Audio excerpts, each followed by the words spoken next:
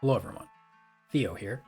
For those that don't know, I'm one of the admins for the VGC Battle Association Draft League, or better known as the VBA. The purpose of this video is to inform anyone involved or interested in our draft league of the general rules of the VBA, but please make sure to read the official rules of play document in the Discord for details that are not mentioned in this video.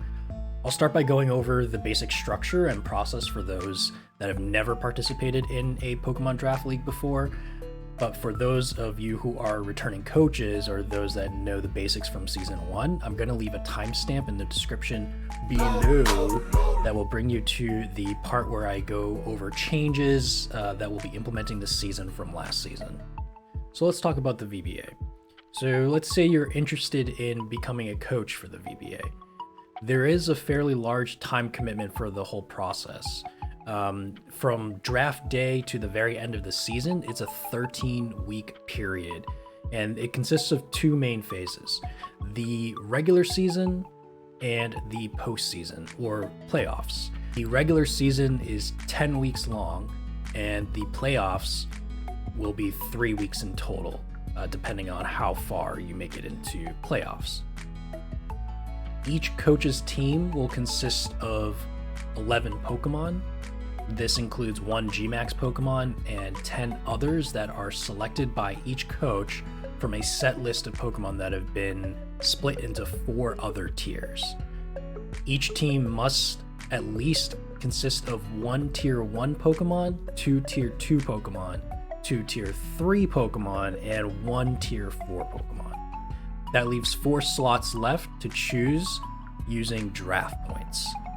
Each coach will be allotted 250 draft points that they can use for their 4 remaining slots.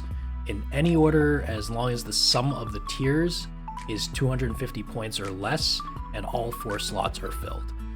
Tier 1 Pokemon are worth 100 points, then Tier 2 is worth 75 points, Tier 3 Pokemon are worth 50 points, and then Tier 4 is worth 25 points.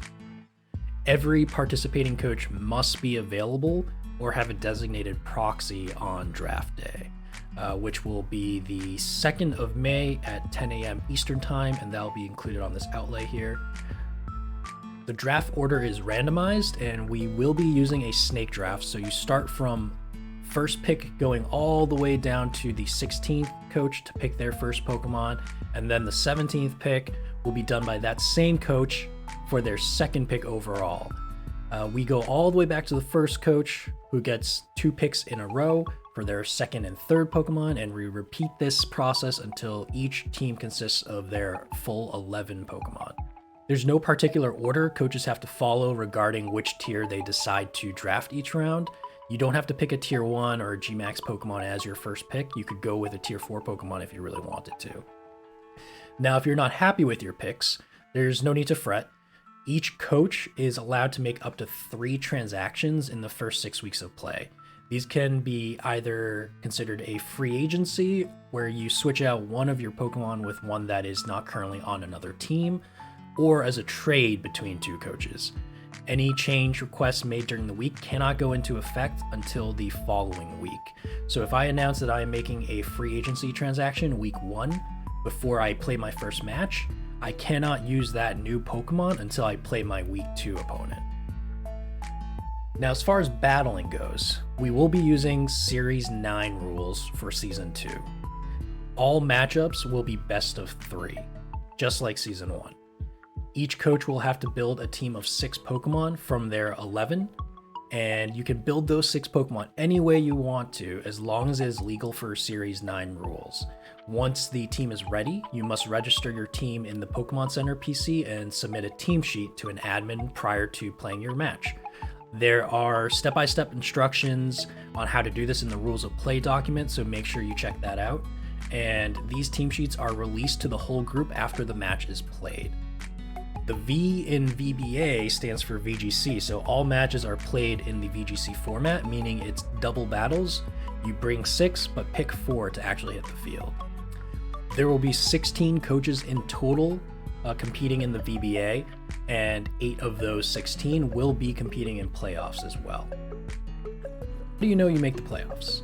Well, the 8 coaches with the best match records will qualify for playoffs. That's first and foremost. If there's any tie between game records, then it goes to game differential to break that tie. So differential does matter. Every loss you accumulate does matter in the end for tiebreaker reasons. If coaches are tied at differential as well, then priority goes to the winner of their head-to-head matchup if they played in the regular season. If they did not play each other, then priority goes to whoever has a Pokemon that is higher on the kill leaderboard. Let's talk about the kill leader. After each match, one of the coaches must report the score on the draftleague.nl website.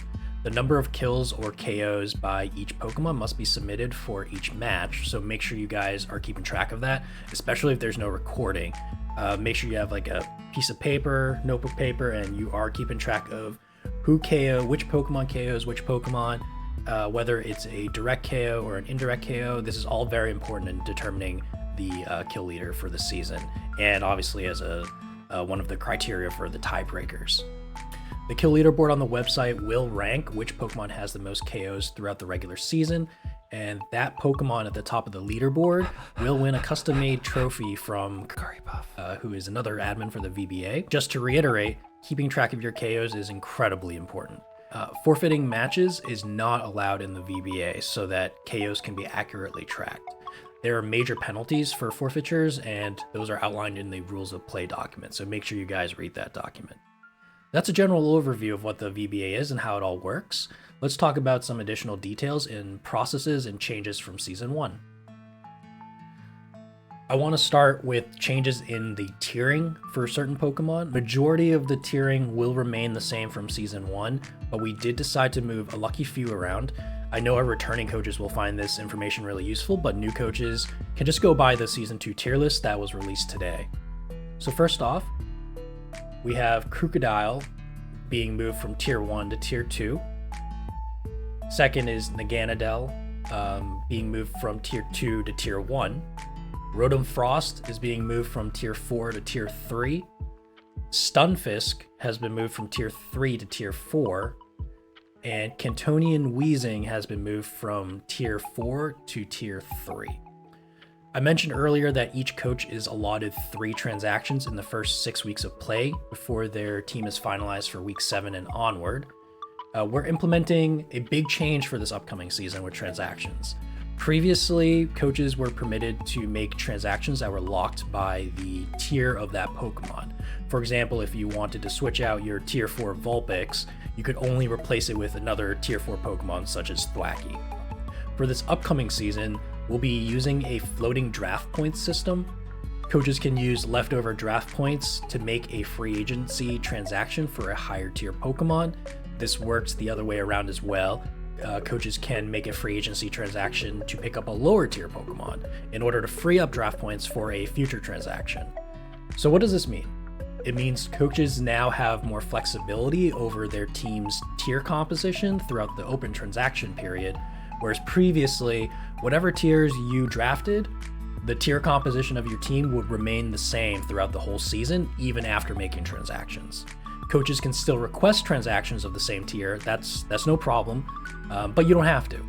For example, if a coach decided to use all 250 draft points on draft day to pick up 3 Tier 2s at 75 points each and a Tier 4 at 25 points, later on you have your eyes on an available Tier 1 free agent, but you don't want to switch out your mandatory Tier 1 Pokemon you had drafted.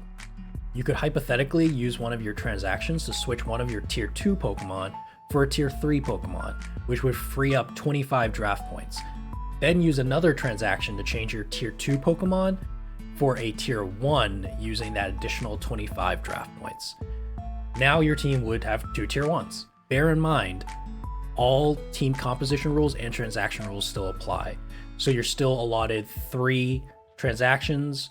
1 transaction per week is allowed, and that does not go into effect until the following week of play, and every team still must contain at least 1 Tier 1 Pokemon, 2 Tier 2s, 2 Tier 3s, and 1 Tier 4. Since this is a new rule and can definitely get complicated, feel free to reach out to anyone on the admin team with questions or concerns prior to announcing any team changes you want to make. Speaking of team change requests, all transactions this season will be requested through the team changes channel in the Discord, but you will also have to at Bubble Hulk on each transition request. Bubble Hulk is another admin for the VBA and will be processing all team changes for this upcoming season. Something new we're doing this season is we're also going to be sending weekly updates showing how many transactions and draft points each coach has remaining until the transaction period is closed for the season. Another big change we're implementing this season will be a change in the playoff bracket. We're going to be using a dynamic top 8 playoff bracket rather than a static one like we had done previously. So how does this work? The first round of playoffs is arranged the same exact way as previously. The top seeded coach plays the lowest seeded coach, and that rule applies for the rest of the matchups that round. What's different with the dynamic bracket is that we use that same rule where the top seeded plays the lowest seeded coach. We use that same rule for the second round as well. So once we know who has made it to the second round of playoffs, the highest seeded coach remaining will be matched up against the lowest seeded coach remaining. You are no longer guaranteed to be locked into one or the other side of the bracket in playoffs.